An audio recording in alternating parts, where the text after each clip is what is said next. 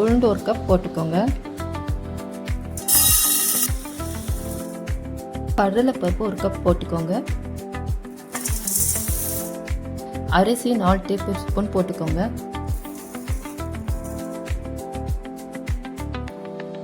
காஞ்ச மிளகாய் 50 கிராம்.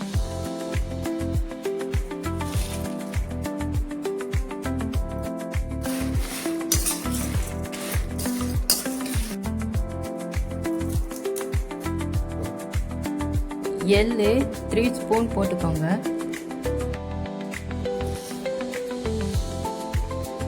பெருங்காயத்தூள் 1 டீஸ்பூன் போட்டுக்கோங்க.